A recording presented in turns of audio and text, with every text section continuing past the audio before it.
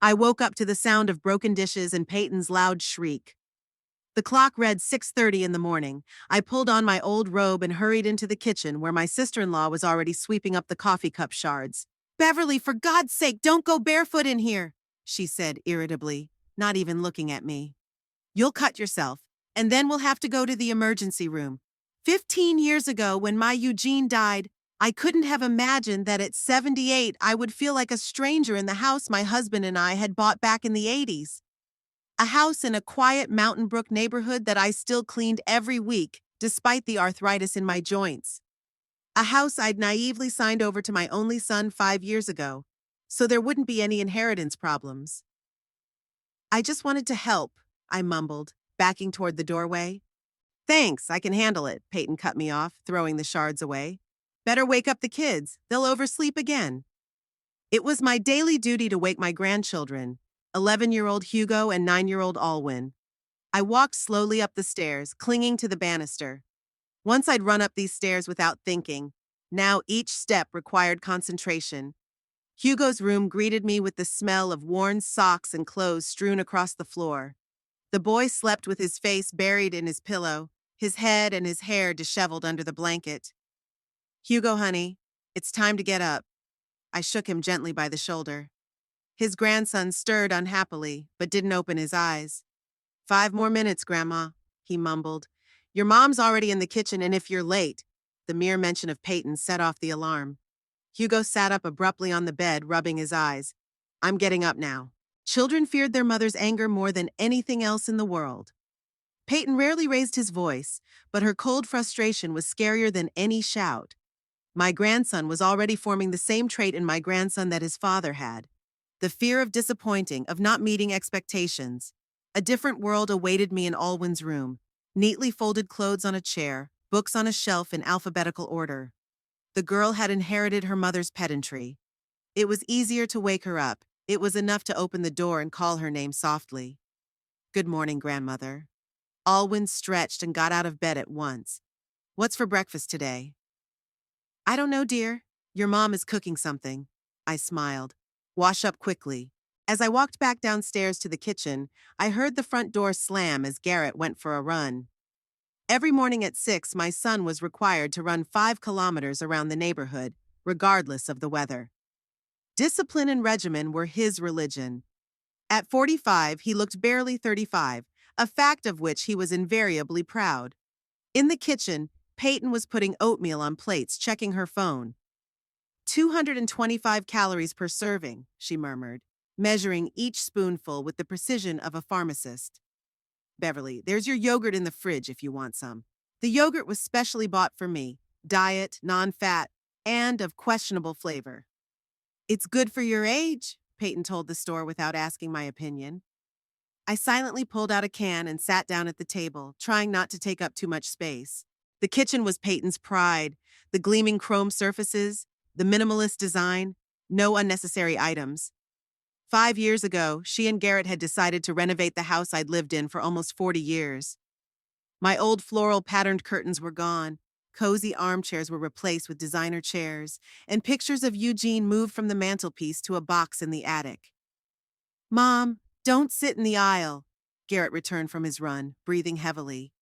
He kissed Peyton on the cheek and opened the refrigerator. "Where's my protein shake?" In the back, as usual, Peyton turned off the stove. "Are the kids up yet?" "Yeah, they're washing up," I replied, stirring the yogurt. No one thanked me for waking the kids up.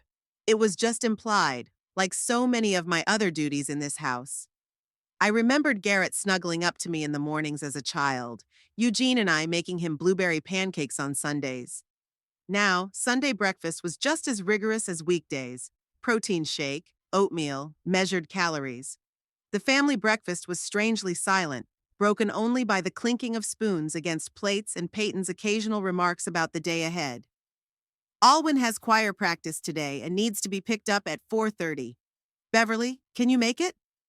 "Sure," I replied, even though I had a doctor's appointment at 4. "I'll have to reschedule." "And stop by the store for groceries. I'll text the list to your phone," Peyton continued, keeping her eyes on her plate. "Okay," I agreed again. Garrett quickly finished his drink and got up from the table. I have to go. The meeting was at 8:30. He worked as a middle manager for an insurance company, and he always talked about his job as if the fate of the world depended on it. As a young man, Garrett had dreamed of being an artist, but pragmatism had taken over and he'd chosen a stable career. Sometimes I noticed the longing in his eyes as he looked at pictures in magazines or walked past an art gallery. But more often than not, his eyes expressed only fatigue and irritation. After Garrett and the kids left for school, the house fell into a strange silence. Peyton worked remotely 3 days a week, and today was one of those days. She retired to her office, closing the door tightly, and I went about my daily routine: dishes, laundry, cleaning. I'd once been a hostess in this house. Now I was a free housekeeper. Not that Peyton or Garrett demanded it of me, but somehow it was implied that since I lived with them, I should be useful. My modest pension went to general expenses, and I kept my personal spending to a minimum. A small mirror hung over the sink. I paused, gazing into my reflection. I'd dyed my gray hair before, but I'd stopped in recent years. It was too troublesome and expensive. Wrinkles furrowed my face like streams furrow dry ground. The eyes, once bright blue, had now faded to a faded gray. "You're still beautiful, Bev," Eugene had said, even in the last year of his life. I smiled at the memory and wiped my hands on my apron. My phone beeped. A text came in from Peyton with a shopping list. 23 items, including a special kind of quinoa that was only sold at the organic store across town. I sighed and went to change. On the bus, I sat by the window, looking out at the familiar streets of Mountain Brook. The town had changed over the years, with new buildings and the old stores where Eugene and I used to buy fresh bread and spices. Now there were chain coffee shops and boutiques with clothes I could never afford. The organic store played quiet music, and the young girl at the register looked through me like I was a ghost. I walked slowly between the shelves, checking the list, trying not to forget anything. Peyton got very annoyed if I bought the wrong kind of flour or the wrong kind of yogurt. "Can I help you?" A young man in a store apron suddenly asked. "I'm looking for quinoa," I replied, pointing to the list on my phone. Right around the corner, on the second shelf, he smiled at me with that special smile that people smile at very old or very small people. Condescending and a little pitying. When I finished shopping, I sank heavily onto the bench at the bus stop. My bags were weighing down my arms, my back was aching, and it was still 15 minutes before the bus. My old cell phone rang. Peyton. "Beverly, could you stop by the drugstore? I need vitamins, the ones I always take." "But the drugstore's on the other side of the street," I said cautiously. "I'd have to take a transfer." "It's so important." Peyton sounded impatient. "I need them today, and don't forget to pick up Alwyn after choir." She disconnected before I could respond. Sighing, I changed my route. I didn't get to the pharmacy until 3 o'clock. My back hurt so bad I had to stop every few minutes. Peyton's vitamins were surprisingly expensive, but I couldn't go back without them. Besides, I had to get to school in time to pick up Alwyn. The school greeted me with the hum of children's voices and the smell of chalk. I sat down on a bench in the hallway waiting for rehearsal to end. From the ajar door came singing, clear children's voices singing some modern song I didn't know. "Mrs. Thorpe?" The music teacher's voice brought me out of my reverie. "Are you in favor of Alwyn?" "Rehearsal ended 5 minutes ago." I shuddered and looked at my watch. I had indeed dozed off on the bench and missed the end of rehearsal. Alwyn was standing next to the teacher, clutching the strap of her backpack tightly, and looking at me with barely concealed disappointment. "I'm sorry, honey," I mumbled, rising. "I'm a little tired today."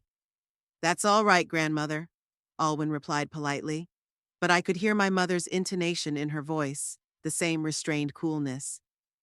On the way home, Alwyn talked about school, about the upcoming concert, about her new friend. I listened, half listening, thinking about how tired I was from the day before. My doctor's appointment had to be canceled. Now I had to wait 2 weeks for my next appointment. Peyton met us at home, working at the kitchen table with her laptop. "You're late," she said, looking at her watch.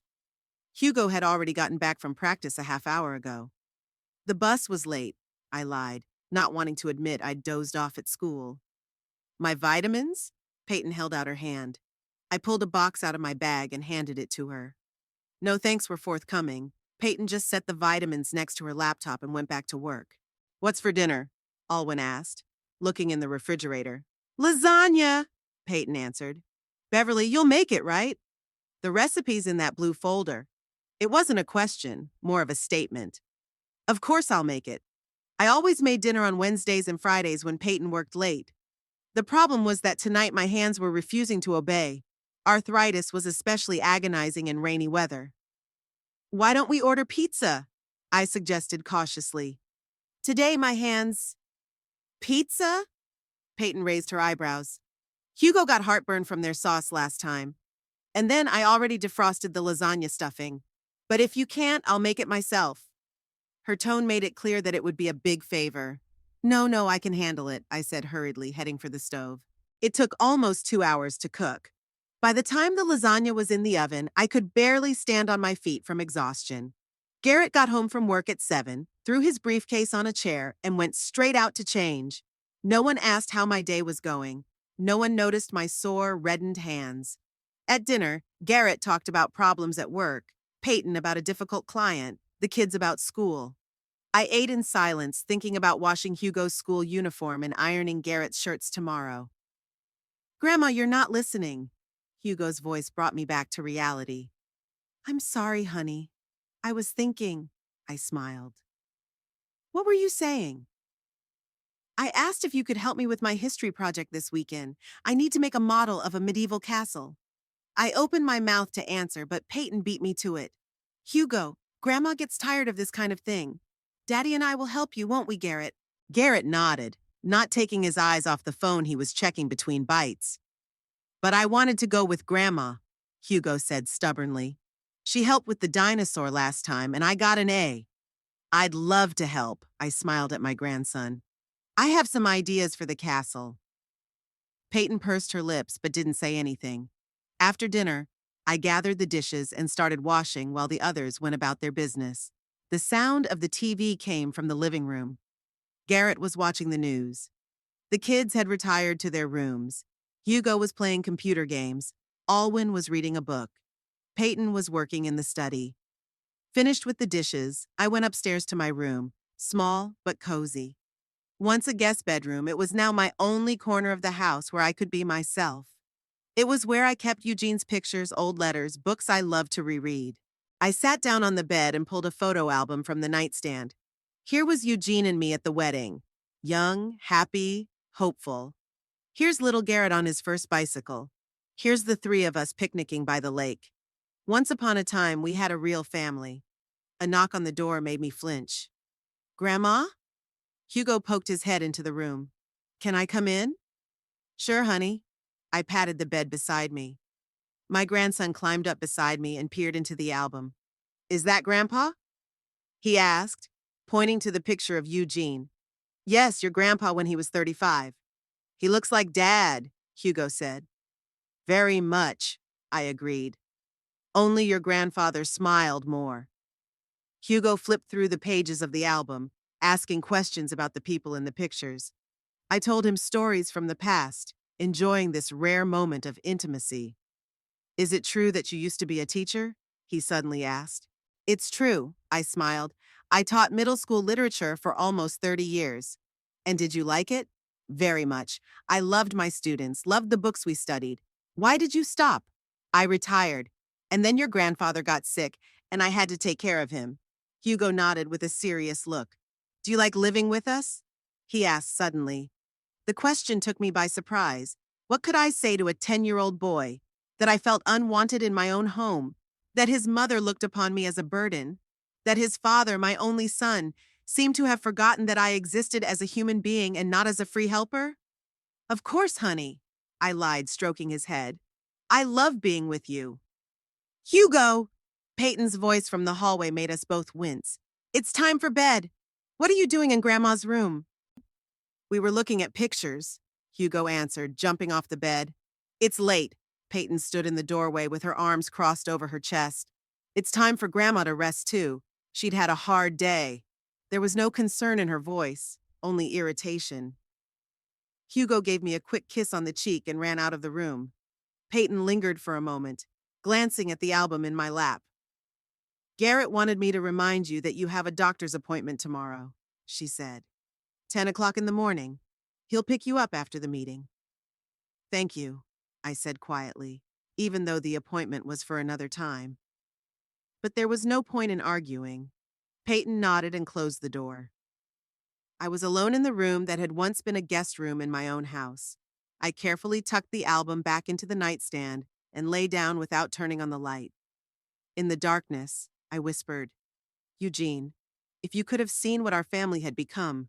The ceiling was silent, as it always was in response to my nightly monologues. Somewhere in the house, the television was on, doors were slamming, water was running through the pipes. Life went on around me, but not with me. I lay in the dark, remembering how I had once been needed, important, loved. Now I was just a shadow, an old woman tolerated out of a sense of duty, a stranger in my own home. I apologize for exceeding the limit. Let me recalculate and write a chapter between 9,000 characters. The morning started with a loud conversation in the kitchen. I was still in bed when I heard the excited voices of Peyton and Garrett. They rarely spoke with such enthusiasm, and my curiosity overrode my desire to nap a little longer. Putting on my robe, I went downstairs. Garrett and Peyton were sitting at a table with a laptop and cups of coffee, so engrossed in conversation that they hadn't even noticed my arrival. I think Pine Terrace is the perfect place, Peyton said, showing me something on the screen. They have a platinum anniversary package just for events like this. It looks good, Garrett nodded, but the price? 20 years of marriage deserves a special celebration. Peyton put her hand on his shoulder. Besides, we can afford it after your promotion. I coughed delicately, and they both turned to me. Good morning, I smiled. Celebrating something? Oh, Mom, Garrett leaned back in his chair. We're just picking a place to celebrate our anniversary. It'll be 20 years next month. 20 years, I shook my hands. How quickly time flies. I remember when you guys met at that corporate event. Yeah, Peyton interrupted me with a strained smile. We're thinking of having a small reception for close friends and coworkers. Nothing fancy, just 50 people. 50 people didn't sound like a small reception to me, but I kept my mouth shut. In the 20 years they'd been together, Garrett and Peyton had drifted away from a lot of old friends, but they'd grown a lot of business acquaintances and coworkers I barely knew by name. That's a great idea. I walked over to the coffee maker. Is there anything I can do to help with the preparations?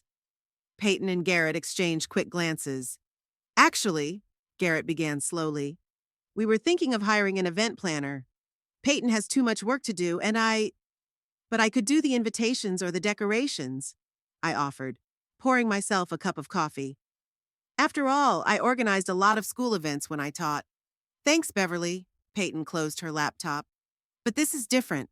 Modern techniques require a certain approach. We want everything to be classy and elegant. Her words sounded like I was suggesting we decorate the room with paper garlands and balloons. I turned my back to the window to hide my offense. Of course I understand. Garrett looked at his watch and jumped up. I have to go. The meeting's at 9.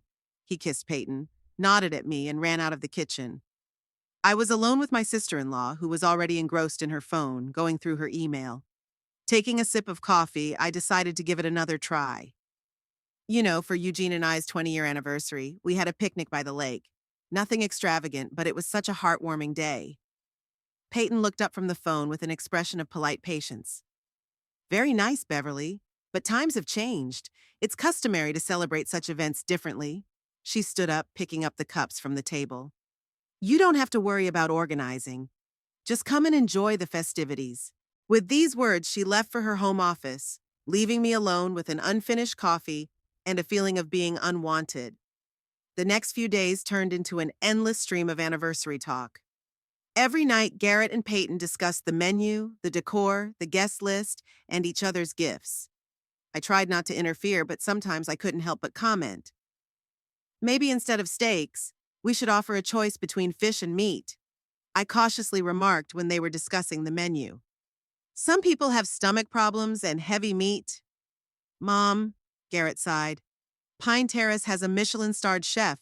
He knows what he's doing. Plus, Peyton added, we'll have a separate vegetarian menu for those who prefer plant-based food.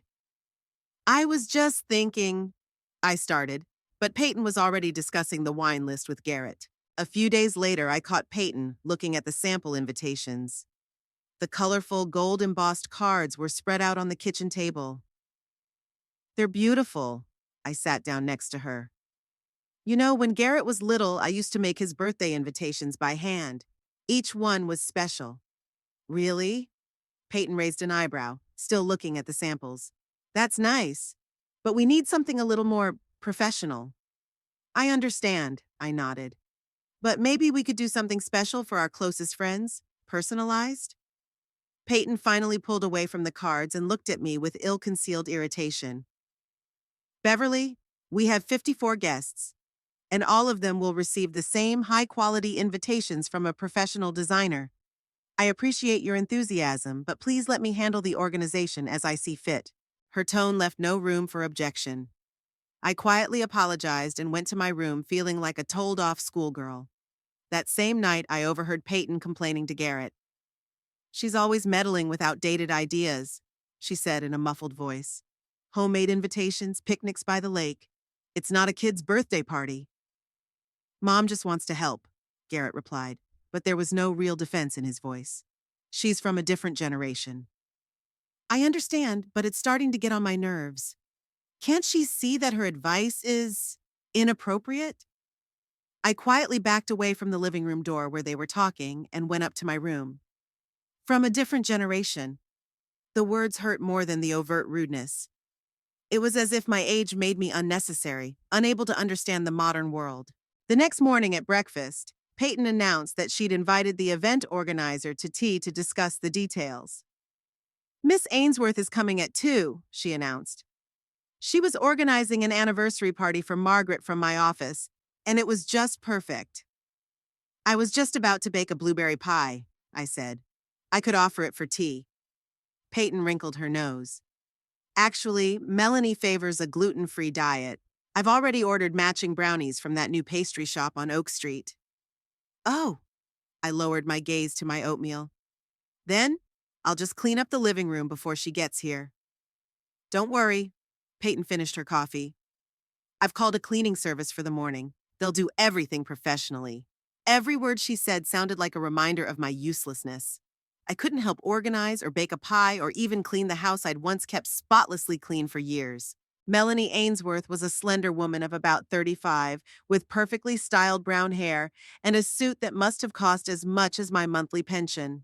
She entered the house with the confidence of someone accustomed to command and immediately charmed Peyton with her ideas. I see an elegant silver and blue color scheme, she said, laying out fabric swatches and photographs on the coffee table. 20 years is a platinum anniversary, so we can play up the theme. It's perfect, Peyton marveled.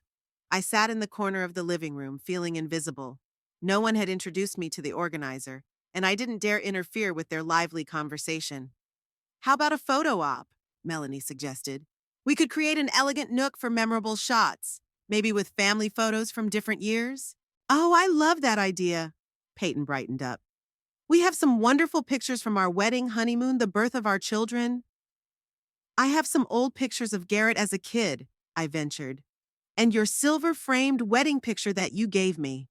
Peyton turned to me as if she'd just noticed my presence. Thank you, Beverly, but we'll probably go with the more modern photographs. Professional. Sure. I clasped my hands in my lap. I was just thinking. Speaking of photos, Melanie interrupted, I'd recommend a professional photo shoot for the whole family before the event. These pictures can be shown on the screens during the reception. That's a brilliant idea. Peyton clapped her hands together. Garrett will be thrilled. He always says we don't have enough family portraits. I rose silently and went into the kitchen to put the kettle on. Their voices followed me, discussing the details of the photo shoot, the outfits, the locations. No one noticed me leaving. In the evening, when Garrett returned from work, I heard Peyton complaining to him about me. She kept interrupting Melanie and me with her old-fashioned ideas, she said. Honey jars, Garrett. Can you believe this? We're not at a farmer's market. What do you want me to do? Garrett's voice sounded tired. Stop her from talking?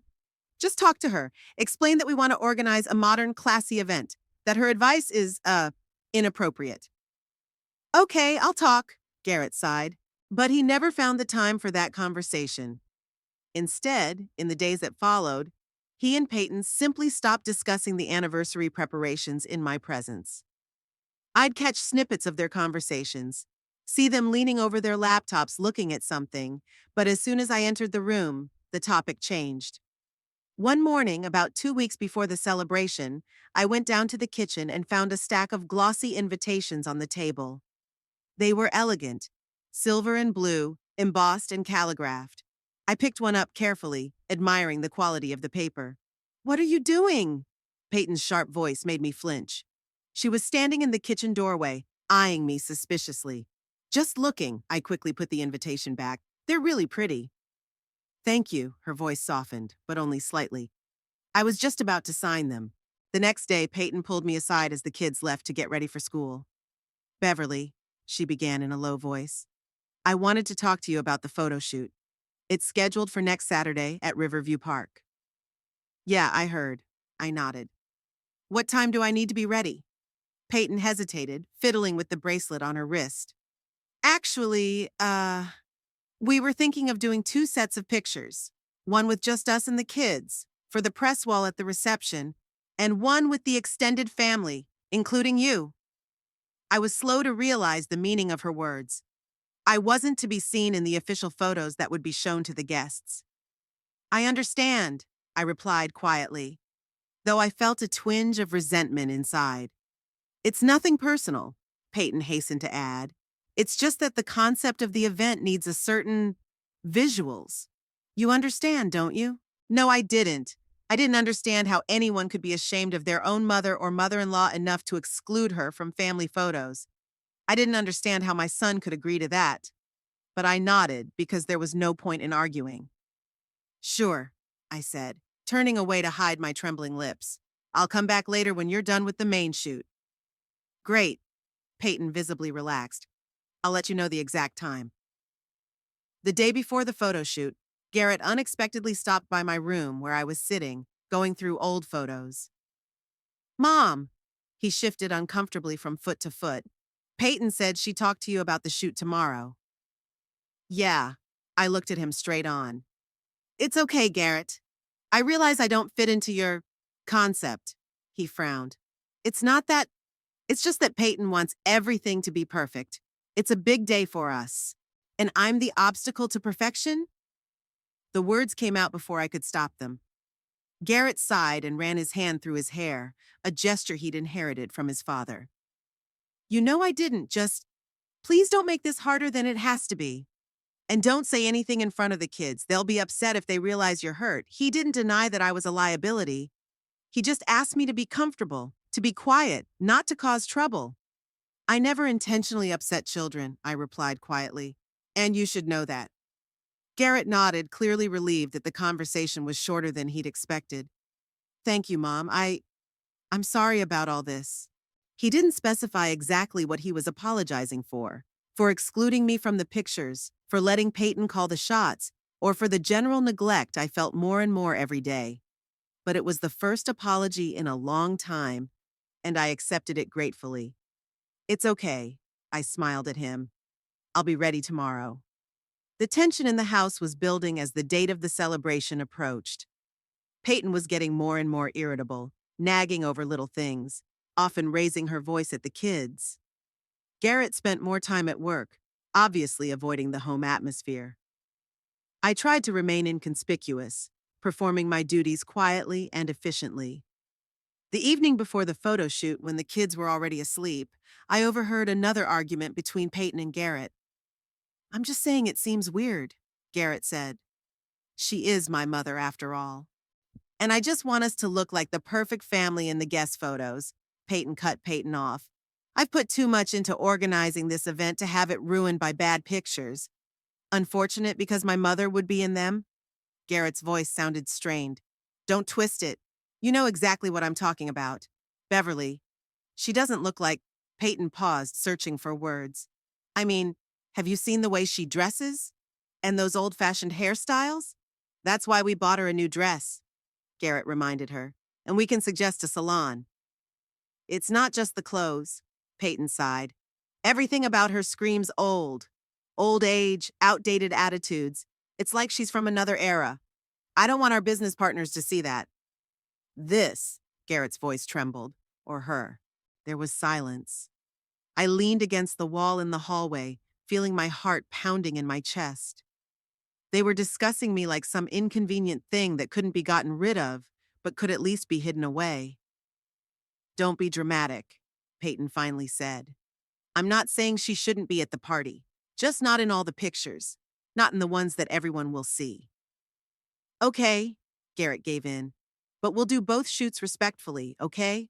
I don't want her to feel excluded. Peyton mumbled something back, but I wasn't listening. Quietly, trying not to squeak the floorboards, I went up to my room and closed the door. In the dark, I sat on the edge of my bed for a long time, staring out the window at Mountain Brook at night.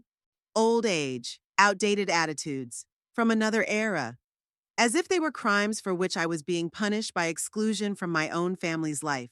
As if the years I had lived made me less worthy of love and respect, not more. Tomorrow I will smile for the camera when they let me. I will wear the dress they choose and the hairstyle they deem acceptable. I will play the role of the obedient grandmother, having no opinion of my own, not interfering with their perfect picture. But something inside had snapped, something that could no longer be fixed with a new dress or a stylish hairstyle. The tension in the house became physically palpable, like a heavy blanket that made it hard to breathe. And I saw no way to change it. I sincerely apologize for going over the limit. I'll be strictly within 9,000. 100,000 characters. I woke up at dawn when the first rays of the sun were just beginning to break through the curtains. Today was family photo shoot day at Riverview Park. Despite the overheard conversation from yesterday, I was determined to do my best to look dignified. If I was only going to appear in the secondary photos, I wanted to look my best in them. The first thing I did when I got out of bed was to get the new dress that Peyton and Garrett had bought for me. It was hanging in my closet in a protective cover from an expensive boutique. I carefully unzipped the zipper of the pouch and pulled out the dress, a navy blue dress with long sleeves and a modest neckline. The fit was simple, but the fabric was expensive and pleasant to the touch. Putting the dress on the bed, I went to the bathroom. Last night, I'd washed my hair and applied the nourishing mask I'd bought at the drugstore. Today, I planned to style them neatly, maybe even try something new. After taking a shower, I scrutinized my face in the mirror. The wrinkles had gotten deeper over the past few years, especially around my eyes and mouth. I used to wear makeup regularly, but after Eugene's death, I'd gradually given up the habit. Why bother if no one notices? But today was a special day. I pulled an old makeup bag out of the drawer and spread its contents on the shelf. Looking at the result in the mirror, I saw the reflection of a woman who had once been attractive and still retained traces of that beauty. My blue eyes, though surrounded by wrinkles, still shone brightly. My mother always said my eyes were my best jewelry. Back in the bedroom, I dressed carefully. The dress fit well, though it was a little loose in the waist. I'd continued to lose weight in recent months, not from dieting, but from constant stress and anxiety. I added a simple string of pearls, a gift from Eugene for our 30th anniversary, and a silver bracelet that had once belonged to my mother. Glancing at my watch, I realized I still had time before the photo shoot began. The main shoot for Garrett, Peyton, and the kids was scheduled for 10 in the morning, and I'd been told to arrive at 11:30. I was to take the bus to the park on my own since Garrett and Peyton were leaving early. I walked down to the kitchen where the family was already eating breakfast. Alwyn was wearing a soft blue dress with a white sash, and Hugo was wearing navy blue pants and a blue shirt. Peyton looked gorgeous in a light gray suit that perfectly accentuated her slender figure. Garrett matched her. Gray suit, blue shirt, no tie. "Good morning," I said, pouring myself a cup of coffee. Everyone turned to me, and for a moment there was silence in the kitchen. "Wow, Grandma." Hugo was the first to react. "You look great." "Thank you, darling," I smiled, feeling a rush of warmth from his sincere reaction. "Mom, you look great." Garrett seemed surprised, as if he hadn't expected to see me like this. "Very elegant," Peyton added, and I could see the mixture of surprise and discomfort in her eyes. The dress fit well. Breakfast passed in an unusually upbeat mood. The children were excited about the photo shoot. Peyton was giving them final instructions on how to behave in front of the camera, and Garrett was glancing at his watch, obviously worried that they might be late. "Okay, we should go," Peyton announced, getting up from the table. "Beverly, you remember you have to be there?" 11:30, I finished for her. "Don't worry, I haven't forgotten." "The bus will take you almost all the way to the park." Garrett put the route card next to me. "Get off at the Riverview stop, and it's only a 5-minute walk from there." When the door closed behind them, I was alone in the empty house. Silence enveloped me, giving me a rare moment of peace and solitude. I slowly finished my coffee, thinking about the day ahead. The nervous tension was building, but I decided not to give in to it. After all, it's only a photo shoot. What could possibly go wrong? At 10:45, I left the house and headed for the bus stop. The day was surprisingly warm and sunny for late September. The sky was clear, bright blue, and a light breeze pleasantly cooled my face. Perfect weather for a photo shoot. The bus arrived on time, and I sat at the window, watching the familiar streets of Mountain Brook float by. Riverview Park was on the north side of the city, in one of the most upscale neighborhoods. There were beautiful walkways, a small lake, and a Japanese garden, a favorite spot for wedding photo shoots and family portraits. Getting off at the right stop, I immediately noticed the signs to the park. The 5-minute walk to the entrance was pleasant, although I was careful not to get my shoes dirty or my hair mussed. I stopped at the main gate to check the time. 11:20. I was a little early, but I figured it was better to wait at the venue than to be late. As I approached the garden, I could see my family from afar. They were standing on a decorative bridge over a small pond surrounded by flowering bushes and decorative stones. The photographer, a young woman in jeans and a t-shirt, was giving them instructions, helping them to get the best poses. An assistant stood nearby with additional equipment. I stood aside, not wanting to interrupt the filming process. Peyton and Garrett were standing next to each other, his arm around her waist. The kids were in front of them, Alwyn with perfectly styled hair, and Hugo with a serious expression he rarely showed at home. They looked like a model family from an advertisement for expensive real estate or a private school. A few minutes later, Hugo spotted me and waved happily. "Grandma's here," he shouted, breaking the perfect composition. Everyone turned in my direction. Peyton instantly tensed, her smile frozen on her face. Garrett looked slightly embarrassed. The photographer lowered her camera and looked at them questioningly. "I'm probably early," I said, stepping closer. "I can wait until you guys are done?" No, we're almost done with this series." The photographer smiled at me. "You must be the grandmother. I'm Sydney, your photographer for the day." "Beverly Thorpe?" I extended my hand, which she shook firmly. "Nice to meet you." "We were supposed to start shooting with you at 11:30, Peyton reminded me, glancing at her watch. "There's still time." "That's okay," Sydney said. "We can start the extended family shoot now and then go back to the other compositions. How's that for a plan?" Peyton clearly wasn't thrilled with the idea, but she didn't argue in front of a stranger. "Sure," she said tautly. "Whatever you say." "Great!" Sydney nodded vigorously. "Beverly, let's put you next to Garrett. Kids, stand in front of Grandma. Peyton, you're on the other side of your husband." I took the designated spot, feeling Garrett tense up slightly as I stood next to him. Peyton gave me a sizing glance, as if checking to see if I'd spoil the composition with my presence. "Everybody smile," Sydney commanded, picking up the camera. "Relax, pretend you're just enjoying a walk in the park." I tried to smile naturally, even though the atmosphere was far from relaxed. Sydney took a few shots, then asked us to change our poses. "Now let's take some shots on the bench," she suggested, pointing to a carved wooden bench under a cherry blossom tree. Garrett and Peyton would sit in the middle, the kids on either side, and Beverly would stand behind them. We obediently took the designated seats.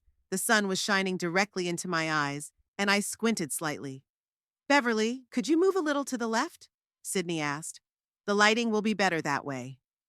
I took a step to the left, but Peyton stood up abruptly. "Wait," she said in a strained voice. "I don't think this composition is working." Sydney lowered the camera, looking slightly puzzled. What exactly is bothering you? Peyton walked over to the photographer and started quietly saying something to her, occasionally casting glances in my direction. I couldn't hear them talking, but I could tell by the look on Sydney's face that it was about me. The photographer nodded a few times, then turned back to us with a tortured smile. Let's try a different composition, she suggested. Maybe we could get some shots of Grandma and her grandchildren first. For the next 20 minutes, I obediently followed Sydney's instructions, posing with the grandchildren in different backgrounds in the park. The kids seemed happy to spend time with me, especially Hugo, who kept showing me something interesting: an unusual rock, a brightly colored butterfly, a fancy cloud. When we were taking pictures by a small lily pond, I took an awkward step and almost slipped on the wet ground. My foot twisted and I lost my balance, instinctively grabbing for the nearest support, an ornamental willow branch hanging over the water. The branch wasn't as strong as I'd hoped, and it snapped with a snap. I held on, but in the process I caught the hem of my dress in the water. "Oh my God!" exclaimed Peyton, who was watching from the side. "Sydney, be careful. There are expensive plants in there." The photographer lowered her camera and looked at me worriedly. "Are you okay, Beverly?" Yeah, I'm fine." I straightened up, shaking off my dress. "I just tripped. Sorry about the branch." "It's okay, it's just a plant," Sydney reassured me. "The important thing is that you didn't fall." Peyton, however, looked upset. She stepped closer, examining the broken branch and the noticeable wet spot on my dress. "Look what you've done," she hissed quietly enough for only me to hear. "The dress is ruined and you've damaged the garden." "I didn't do it on purpose," I said quietly. "I just lost my balance." "Maybe you should sit down and rest," she said louder, with fake concern in her voice. "We can go on without you." "I'm perfectly fine," I insisted. "Let's get on with it." We walked over to a graceful white arbor covered with purple wisteria flowers. The air was filled with their sweet scent. Sydney arranged us in a new arrangement. Garrett and Peyton sat on a bench in the gazebo. The kids stood on the sides, and I was asked to stand behind them. After a few shots, Sydney suddenly frowned, looking at the screen of her camera. "There's something wrong with the light," she muttered. "Beverly, could you step to the side? Your shadow is falling on Peyton and Garrett." I obediently moved, but Peyton still didn't look pleased. She whispered something to Garrett, who nodded slightly in response. "You know," he said, turning to Sydney, "why don't we take a little break? The kids are probably tired." "Sure," Sydney agreed. "Will 10 minutes be enough?" "Sure." Garrett stood up and beckoned to the children. "Let's go get some ice cream at the kiosk." The children happily followed him. Peyton remained seated on the bench, looking at me with ill-concealed irritation. "Beverly," she began as Sydney stepped away to check her equipment. "I don't think it's working." "What isn't?" I asked, even though I knew exactly what she was talking about. "The whole thing," she made a wide gesture with her hand. "The photo shoot. You're always in the frame, but somehow wrong. Your dress is now stained, your hair is disheveled, and you look tired." "I am a little tired," I admitted, "but I can go on. This is a big day for you and Garrett." Peyton stood up and moved closer, lowering her voice to a whisper. "It's not just fatigue, you just don't fit in. We've spent so much money organizing this celebration, the photographer, the outfits. Everything has to be perfect." I felt a lump come up in my throat. "And I'm interfering with perfection?" "Don't pretend you don't understand." Her voice became sharper. "You've seen the pictures. We look like the family from the billboard, and you—" She didn't finish her sentence, but the look in her eyes said it all. That's when Garrett and the kids came back with the ice cream. "Is everything all right?" Garrett asked, noticing the tension between us. "Absolutely," Peyton said with a strained smile. "We were just discussing the best way to continue filming." Sydney suggested one last location, a large, spreading oak tree with a stone bench beneath it. "It would be the perfect final shot," she said. "The whole family together under the century-old tree is a symbol of strength and continuity between generations." We sat under the oak tree. Garrett and Peyton sat on a bench, the children in front of them, and I was asked to stand next to Garrett.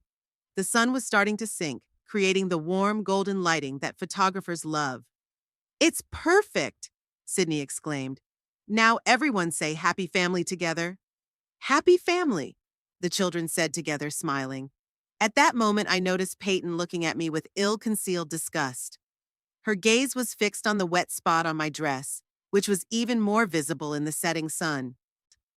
You know what? She said suddenly, rising from the bench. I think we've had enough pictures with the extended family. Why don't we take a few more shots of just us and the kids? Sydney looked a little puzzled. Sure, whatever you want. Beverly, could you step aside for a moment? I obediently stepped aside, feeling the color of shame flood my face. Sydney took a few more pictures, then checked the time. We have about 20 minutes left on our reservation, she announced. What other shots would you like to take? Peyton exchanged glances with Garrett, then turned to the photographer. Could we take some portraits of just the two of us? For the anniversary. Of course, Sydney nodded. The kids can wait on the bench with Grandma. Alwyn and Hugo ran up to me and we sat on the bench, watching Sydney arrange Peyton and Garrett in romantic poses under the tree. Hugo snuggled against my side, talking about the ice cream he'd just eaten, and Alwyn watched her parents thoughtfully.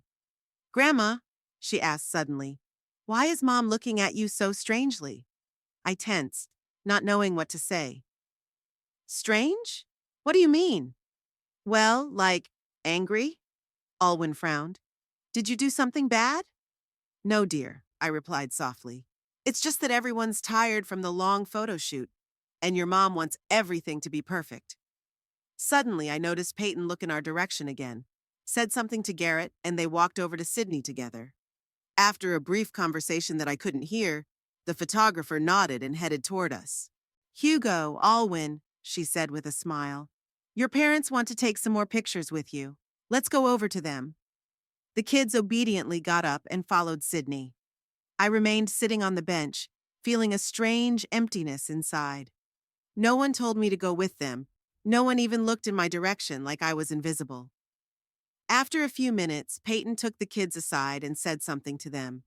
Then she walked over to Garrett, and they started talking quietly, but obviously tensely. I watched Garrett shake his head several times as Peyton gestured insistently, pointing in my direction. Finally, he nodded reluctantly, and they walked toward me together. Mom, Garrett began, clearly feeling awkward. We were thinking, Peyton suggested. Beverly?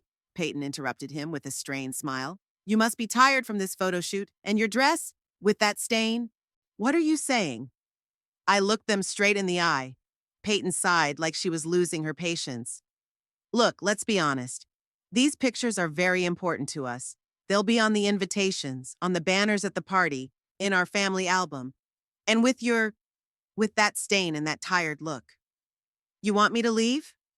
I addressed Garrett directly, ignoring Peyton. My son looked away, unable to look me in the eye. It's just, maybe it's better if we finish the shoot without the old cleaning lady in the family photos! Peyton suddenly blurted out, losing her temper. I don't want to see an old cleaning lady in our perfect family photos! Her words came out so loudly that Sydney and the kids turned in our direction. There was a stunned silence. I felt the blood rush from my face. Peyton! Garrett looked shocked. You can't do that. Can't what? Peyton turned to him, her face contorted with anger. Tell the truth? Look at her, Garrett. Look at her wet, cheap dress, her aged hands, her wrinkles. She looks like a cleaning lady we hired for the day, not part of the family. Peyton, that's enough. Garrett raised his voice, but there was no real firmness in it. I slowly stood up from the bench, feeling my legs shake. I get it, I said quietly. I'm going to leave. Mom, wait. Garrett took a step toward me, but Peyton grabbed his arm. No, let him go, she said. It's better for everyone. We finish in 15 minutes and we'll get home on our own. I looked at my son, expecting him to object, to defend me, his mother. But Garrett was silent, his gaze darting between Peyton and me, then down to the ground. Okay, he finally said, not looking at me. Mom, maybe you should really go home. You look tired. At that moment, I realized I'd lost him. My son, my only child, had chosen his wife over me. He let her humiliate me and didn't have the strength to protect me. Grandma, don't go! Hugo shouted, breaking out of Sydney's arms, but Peyton stopped him abruptly. Hugo, stay where you are, she commanded. Grandma is tired and will go home to rest. We'll be done soon and come back too. I turned and walked away without looking back. Tears ran down my cheeks, but I didn't wipe them away. Pride was all I had left. I heard Sydney say something in a soothing tone, Alwyn asking why I was leaving, Peyton answering her too loud and too fake. Grandma's just really tired, honey. I walked down the alleys of the park, past happy families, past couples in love, past kids playing with balls and kites. No one paid any attention to me, just another elderly woman with a tear-stained face and a wet spot on her dress. The drive home seemed endless. I waited for the bus at the bus stop for a long time, trying to calm down and put my thoughts in order. The old woman sitting next to me gave me a few concerned glances, but didn't dare to speak. I guess my appearance was eloquent enough, a crumpled dress with a wet spot, disheveled hair, and eyes swollen with tears. When the bus finally arrived, I sat at the window and pressed my forehead against the cool glass. Houses and trees and people floated by, but all I could see was the picture that kept replaying over and over in my head. Peyton's angry face, her harsh words, old cleaning lady, and the downcast look on my son's face as he couldn't find the strength to defend his own mother. I got off at my stop and slowly wandered toward home. It felt strange going there, knowing it wasn't my home anymore, not for real. I'd given it to Garrett 5 years ago, thinking it was just a formality, that nothing would change. How wrong I was.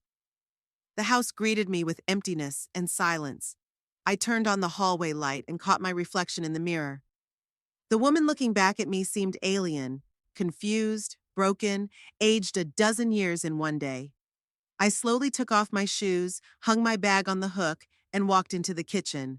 Pouring myself a glass of water, I sat down at the table and, for the first time that long day, allowed myself to fully comprehend what had happened. The humiliation hit me with renewed force. Not just Peyton's harsh words, but Garrett's acquiescence, his willingness to sacrifice my feelings for his wife's peace of mind. I remembered how many times I'd noticed him reacting the same way on lesser occasions, but I preferred to ignore them. Now I could no longer deny the obvious. I was powerless in this house, powerless in my own family. The clock on the wall read 4:30. The photo shoot must be over by now. They'd be back soon, Peyton, Garrett, and the kids.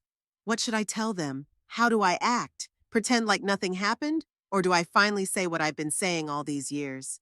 I went up to my room and changed into my house dress. I hung the new blue dress I'd soiled by the pond carefully on its hangers.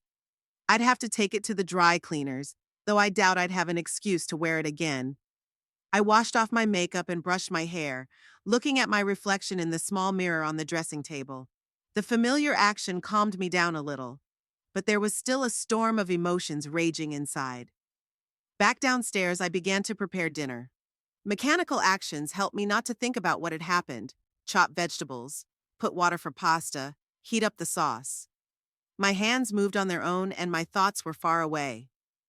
I remembered how Garrett had once been a little boy who'd proudly shown me his drawings, how he'd come to me with every scratch, how he'd fallen asleep listening to my stories. Where is that little boy? What happened to him, to us? Suddenly, the doorbell rang, snapping me out of my reverie. I flinched and looked at the clock. 5:10. Too early for the family to be back. They didn't usually get home before 6. Maybe a courier or mailman. I wiped my hands and went to open the door. Muriel Barrow, our neighbor on the left, stood on the threshold. We weren't close friends, but we'd always kept on polite terms. Muriel was about 65, living alone after the death of her husband and teaching literature at the local college. "Good evening, Beverly." She smiled, but her eyes were serious. "I'm sorry to bother you. I was wondering, would you like to come in for a cup of tea?" I was confused by the sudden invitation. "Thank you, Muriel, but I'm just preparing dinner for the family. They'll be back from a photo shoot soon, and—" "I saw you on the bus," she interrupted gently.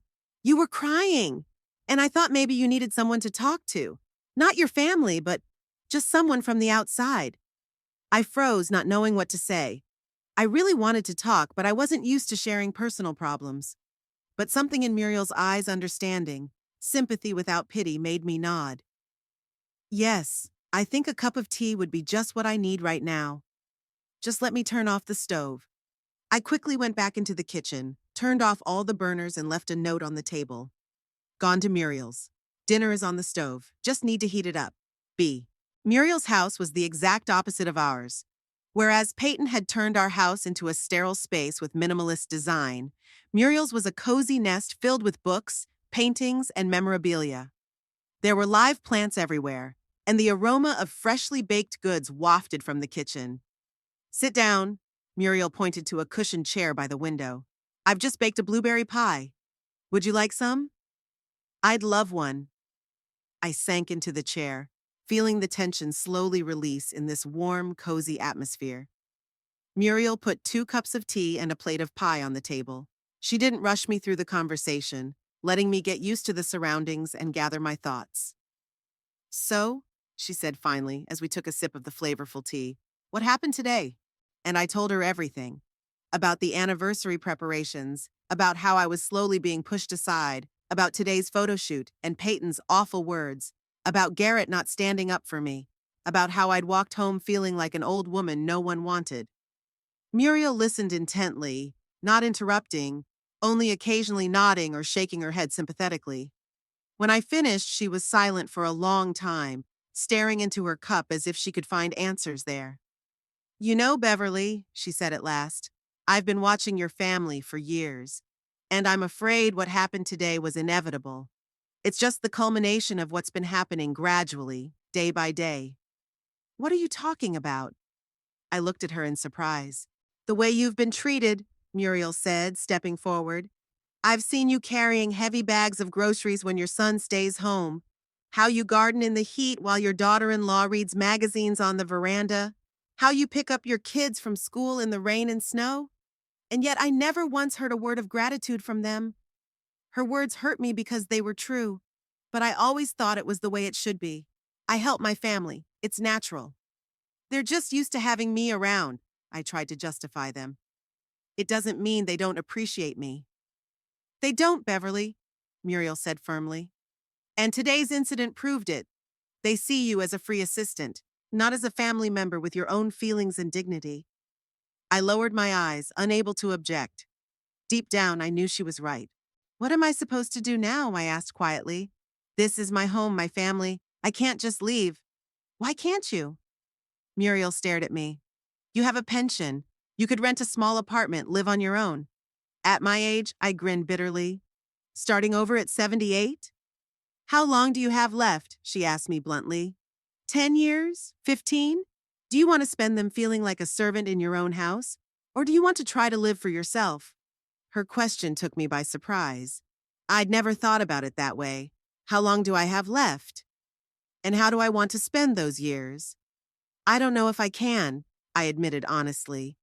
I'm so used to taking care of them, thinking about them. What am I without that? You're Beverly Thorpe. Muriel took my hand. A woman who taught literature for 30 years and raised generations of students. A wife who supported her husband until his last day. A mother who raised her son and gave him everything she could. You don't stop being all of those things if you start living for yourself. I felt the tears come to my eyes again, but this time not from resentment, but from the sudden realization. Muriel was right. I had given so many years of my life to others that I had forgotten myself. And what did I get in return? The stigma of old janitor and the silent betrayal of my son. Even if I decide to leave, I said, wiping away my tears, where would I go? It's so expensive to rent an apartment now, and my pension is barely enough to... I have a guest house in the garden, Muriel interrupted. You've seen it, a little cottage behind my main house. It has only 1 bedroom, a sitting room, and a tiny kitchen, but it's enough for 1 person.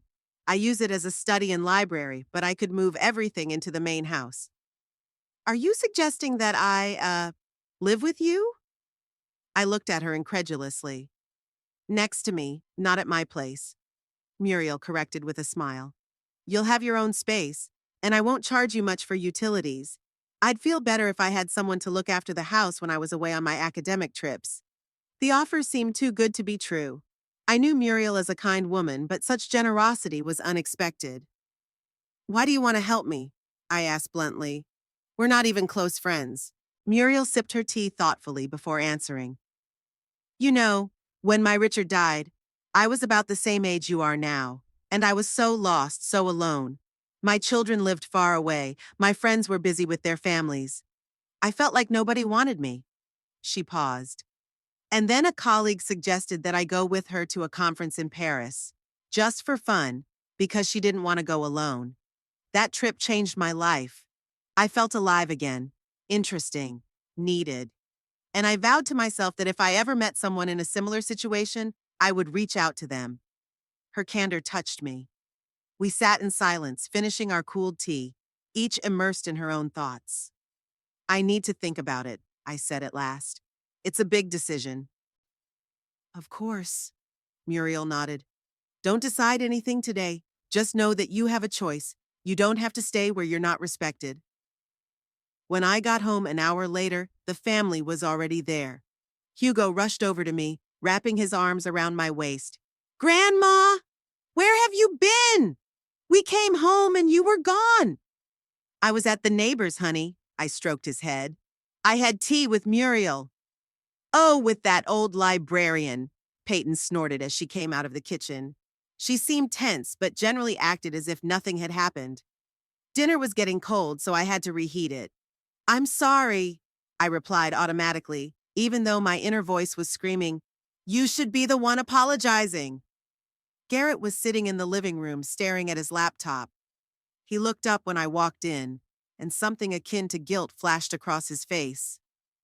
Mom, he started hesitantly. About today. Not now, Garrett. I held up my hand, stopping him. I'm tired. We'll talk tomorrow. He nodded with visible relief, glad for the postponement of an unpleasant conversation. I went upstairs to my room saying I wasn't hungry and wanted to go to bed early. In my room, I sat on my bed and stared at the picture of Eugene on my bedside table for a long time. What would he say if he saw what our family had become? What would he tell me to do? I knew the answer. Eugene had always valued dignity and self-respect above all else. He wouldn't let anyone, not even his own son, treat him like a servant. And he would expect the same from me. I went to the window and pulled back the curtain. From my room, I could see Muriel's house and the little guest house at the back of her garden. It looked cozy and peaceful in the setting sun, a place where I could make a fresh start, a place where I would be the mistress of my life, not a powerless old woman from whom everyone expects only favors and silence. Suddenly, I felt a strange calmness and determination.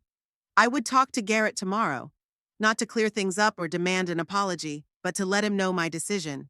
I'm going to leave this house and start living for myself. Maybe that's scary. It may be difficult, but it will be my life, my own life. I lay in bed and for the first time in a long time, I fell asleep without anxiety or bitterness. I dreamed of Eugene, young and smiling, holding out his hand to me and saying, "You can do this, Bev. You've always been stronger than you thought." In the morning, I woke up with a clear head and a firm decision. While everyone was asleep, I quietly got up, got dressed, and went down to the kitchen. I made coffee and sat at the table, waiting for the house to start waking up. Today would be a new day. The day I would finally take my life into my own hands. Muriel peeked through the kitchen door. I hadn't heard her enter the house. "Good morning," she smiled. "I'm sorry it's so early, but I wanted to talk to you before everyone woke up. I thought about our conversation last night and I got up and walked over to her. I agree, I said simply. I want to move into your guest house. Muriel looked at me carefully, as if to see if I were sure of my decision. You're not in a hurry, are you? It's a big step. I've never been so sure, I said. It's time for me to start living for myself. She smiled and hugged me tightly. Welcome to your new life, Beverly Thorpe. Moving into Muriel's guest house was surprisingly easy, at least technically. I didn't have a lot of personal belongings, and Muriel kindly helped move them in her car. Just 3 trips, and my books, clothes, photos, memorabilia were all in their new home. Emotionally, of course, it was much more difficult. I still remember Garrett's face when I informed him of my decision over breakfast the day after the photo shoot. At first, he laughed, thinking I was joking. Then, when he realized I was serious, he tried to talk me out of it, convincing me that I was exaggerating and dramatizing the situation. Mom, what Peyton said. She didn't mean it, he insisted, glancing nervously toward the stairs, as if he was afraid his wife would come down and overhear our conversation. She was stressed about the photo shoot, all those preparations for the anniversary. You know how she can be under pressure. I know, I said calmly. And that's why I'm leaving. I don't want to be the target of anyone else's frustration and annoyance anymore. I deserve better, Garrett. But where are you going to go?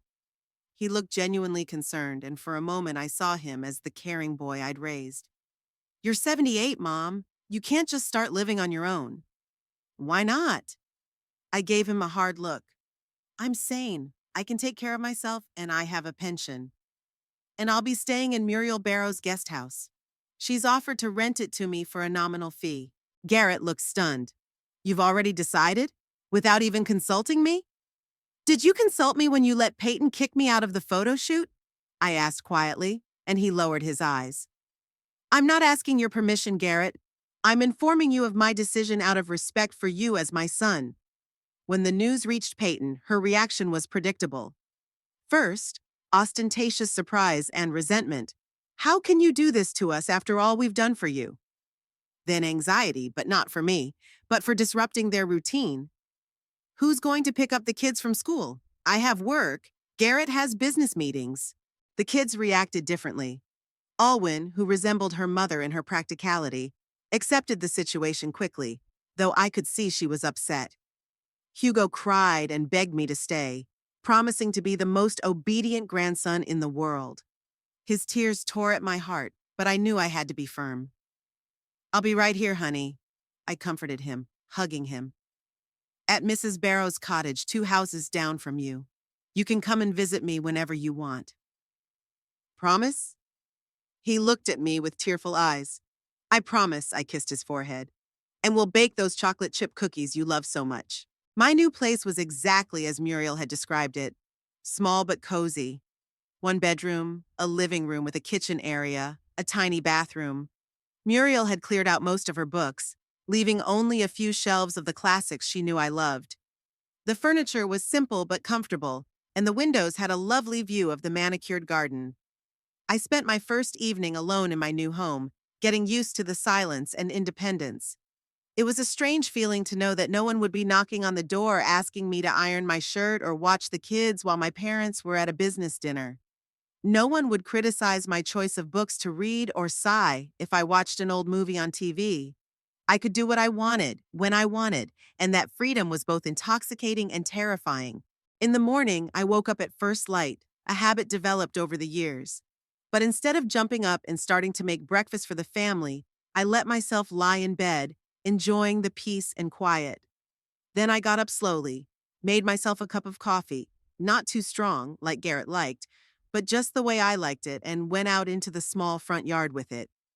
Muriel was working in the garden, pruning the rose bushes. Good morning, she waved at me. How did you sleep in your new place? Surprisingly well, I smiled, lifting my cup in a welcoming gesture. Thank you for everything, Muriel. You're welcome, she set the garden shears aside. I don't have a lecture today. Why don't we go to the town center? I'm sure you've got some things to buy for the house. I agreed, and an hour later we were shopping in Mountain Brook. I bought a few things for the kitchen, new linens and curtains for the bedroom. Muriel didn't rush me, waiting patiently as I looked at each item, comparing prices, making decisions. It was so different from shopping with Peyton, who was always in a hurry and annoyed by my slowness. After shopping, we went to a small cafe on the corner of the main street. I'd never been there before, even though I'd walked past it hundreds of times. They have the best blueberry muffins in town, Muriel said, ordering us each one. And a good espresso. Sitting at the window overlooking the street, watching the passers-by and savoring the unexpectedly delicious muffin, I felt like a tourist in my own city. How many places like this had I missed over the years, rushing home to make dinner or clean up before Peyton arrived? What are you thinking about? Muriel asked, noticing my blank stare. About how much I'd missed, I answered honestly. I've lived in this town for so many years, but I know so little about it. Well, she smiled. Now you have time to catch up? Time. The word sounded like a promise. Time for myself. Time for new discoveries. Time for the life I had put off for so long. I spent the first week in my new home settling in and getting used to being on my own. I cooked only for myself, which was harder than I thought. It was always too much. I sorted through my things, arranged my books, hung up my pictures. Eugene smiled at me from the living room wall, and I felt like he approved of my changes. On the 8th day, there was a knock on the door. I opened it and saw Garrett with Hugo. My grandson threw himself joyfully around my neck. "Grandma, I missed you so much." I hugged him, feeling my heart overflow with love. "I missed you too, honey." Garrett shifted from foot to foot, clearly feeling uncomfortable. "Can I come in?" he finally asked. I stepped back, letting them into the house. Hugo immediately started looking around curiously. "It's so cool. It's like a little house from a fairy tale." Garrett looked around with a more critical expression. "It's cramped," he said, "and there's no proper kitchen." "One is enough for me," I shrugged. "Would you like some tea?" While Hugo looked at my books, Garrett finally got to the purpose of his visit. "Mother," he began hesitantly, "I understand that you're offended and you have every right to be.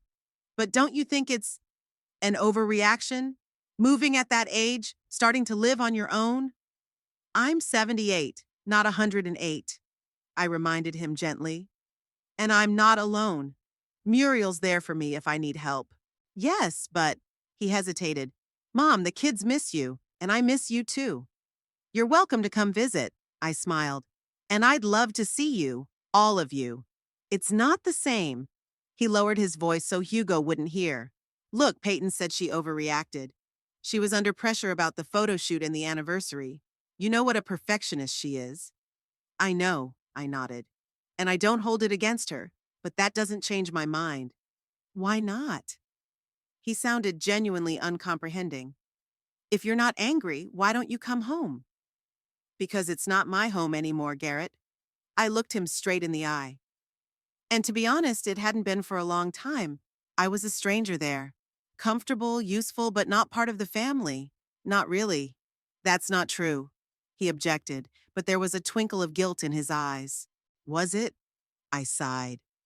"When was the last time you asked me about my day? Not about whether I made dinner or washed your shirts, but how I was feeling, what I was thinking, what I cared about?" He was silent, unable to find an answer.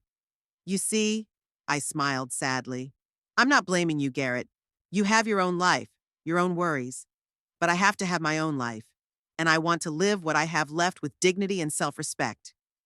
Hugo ran up to us, interrupting a serious conversation. "Grandma, when are we going to bake cookies? You promised." "Next time you come to visit," I promised. "Maybe this weekend?" "Yes!" He jumped up and down with joy. "Daddy, can I come to Grandma's on Saturday?" Garrett nodded absently, still considering my words. Soon they left Hugo with a promise to come back soon. Garrett with a thoughtful and slightly confused expression on his face.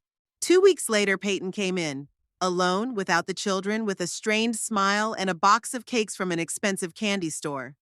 "Beverly," she kissed the air next to my cheek ceremoniously. "What a lovely house. It's very cozy." I invited her in, offered her tea. She looked around with the same critical expression as Garrett, but more obvious. "It must be damp here at night?" she asked. "And the heating must not be very reliable in such an old building?" "Everything works fine," I assured her. Muriel had recently done some renovations. We sat down at the small table in the living room. Peyton carefully sipped her tea, set the cup down, and got down to business. "Beverly, I came to apologize," she said, with the air of someone performing an unpleasant but necessary duty. "What I said at the photo shoot was inappropriate. I was under pressure, worried about the quality of the pictures. You know how important this anniversary is to me." "I understand," I said calmly, "and I accept your apology." "That's great." She glowed. "Will you come home then? The kids miss you so much. And frankly, things have gone downhill without you." Hugo forgot his gym uniform twice this week, and Alwyn had a tantrum because no one helped her study for her math test. That's it. No concern for me, no remorse, just a simple desire to get back the free assistant who solved all the household problems. "I'm not coming back, Peyton," I said firmly. "But I can help with the kids if you need me to. They can come to me after school and I'll help them with their homework." "But it's so inconvenient," she grimaced. They'd have to walk 2 houses over in all kinds of weather. And what about dinners? Garrett says he misses your casseroles. I can give you the recipes, I offered. They're easy. Peyton stared at me in disbelief, as if she couldn't understand why I was turning down such a generous offer to return to domesticity. I don't understand, she said finally. I apologized. What more do you want? Nothing, I shook my head. I do accept your apology and I don't hold a grudge, but I'm not going back to my old life. I like my independence. At your age? She didn't hide her skepticism. Beverly, be realistic. What if you get sick, fall down? Who's going to take care of you? The same social services that take care of thousands of other elderly people who live on their own, I replied calmly. I'm not disabled, Peyton, and I'm not going to give up my life out of fear of hypothetical problems. She walked away visibly annoyed, barely touching her brownie. I knew this wasn't her last attempt to bring me home and prepared myself for more visits and conversations. They did indeed follow. Garrett came twice more, each time with new arguments. First, he appealed to my maternal sense. The kids were suffering without a grandmother. Then he appealed to practicality. It's expensive to maintain a separate place, and my pension isn't that great. Finally, my age and health. What if I get sick at night and no one is around? Each time I listened to him patiently and gently but firmly refused. I saw his bewilderment gradually change to understanding and then to respect for my decision. He began to bring the children to visit regularly, sometimes stayed for tea, told me about his work. Our relationship slowly changed, becoming more equal, more adult. Peyton changed tactics too. After several unsuccessful attempts to get me to come back, she began sending the children alone, hoping that their presence in my home would make me feel guilty for under-engaging with them. But I enjoyed the time with my grandchildren even more than before. Without Peyton's constant supervision, without her criticisms of how I was spoiling them or raising them wrong, our gatherings became more genuine and joyful. Hugo and I baked cookies and read adventure books. With Alwyn, we did math, which was suddenly her favorite subject, and talked about books. It turned out that she had inherited my love of literature, but had hidden it from her mother, who thought fiction was a waste of time. Gradually, my life found a new rhythm. In the mornings, I had breakfast in my little patio, weather permitting or at the window, looking out at Muriel's garden. Then I would do housework or read. In the afternoon, I often went out into the city, to the library, to the park, sometimes to a cafe where they already knew me by name and had the best table for me by the window. Twice a week, I met my grandchildren after school, helped them with their lessons, and fed them an afternoon snack. On weekends, we sometimes went on excursions, to the Natural History Museum, the Botanical Gardens, once even to a neighboring town for a dinosaur exhibit which Hugo loved. Muriel and I became good friends. She introduced me to her colleagues at the college, and I began attending open lectures on literature and history. After one of these lectures, a history professor, recognizing that I was a former teacher, invited me to speak to the students about the methods of teaching literature in my day. I agreed, although I was terribly nervous. The lecture went surprisingly well. The students listened attentively, asked questions, and afterwards several people came up to thank me for the interesting story. The professor offered me a few more such meetings, and I gladly agreed. For the first time in many years, I felt that my experience and knowledge were valued, that I could be useful not only as a housekeeper and nanny.